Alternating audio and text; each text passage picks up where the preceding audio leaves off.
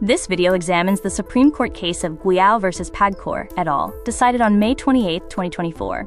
The case concerns mandatory sports funding, the interpretation of Section 26 of RA 6847, and the exercise of the writ of mandamus regarding the power of the purse. The petitioner is Representative Guiao, who sought to protect Congress's power of the purse. The respondents include PAGCOR, the PCSO, and the Office of the President, who were accused of unilaterally reducing or stopping mandatory statutory remittances intended for the National Sports Development Fund. This timeline highlights the history of statutory underfunding.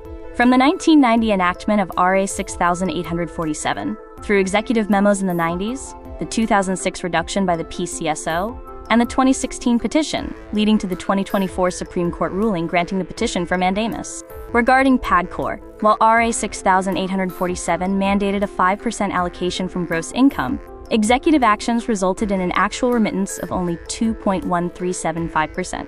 This reduction occurred because of prior deductions authorized by the executive branch over 30 years. The Supreme Court ruled that these administrative alterations were illegal. For PAGCOR, the 5% mandate applies to raw gross income. For the PCSO, the 30% charity fund mandate applies to all lottery draws, and sporadic donations cannot replace this legal duty.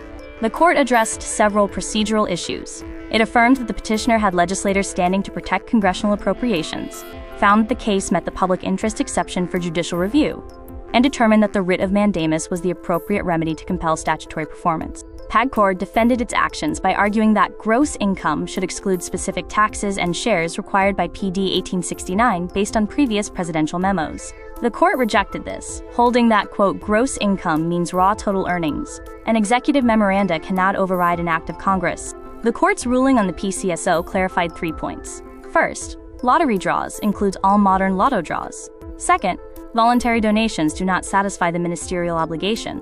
And third, the PCSO must account for and remit unremitted 30% charity shares from 2006 to the present. Key legal doctrines established in this case include protecting the power of the purse from executive dilution, confirming that gross income refers to total receipts without prior deductions, and establishing that statutory sports funding is an automatic, non-discretionary mechanism. As Senior Associate Justice Marvick Leonin stated for the court, administrative issuance or executive approval cannot amend or supersede a law. The executive branch must enforce the law as written by Congress. In its dispositive portion, the Supreme Court granted the petition for mandamus. PAGCOR is ordered to remit the full 5% of its gross income from 1993, and the PCSO is ordered to remit 30% of its charity fund from 2006, both to the present. Thank you for viewing this summary of Guiao versus PAGCOR, GR number 223845. We hope this information was helpful in understanding the court's ruling on statutory compliance. This video utilized images from the Philippine Sports Commission and the Philippine Supreme Court, as cited here.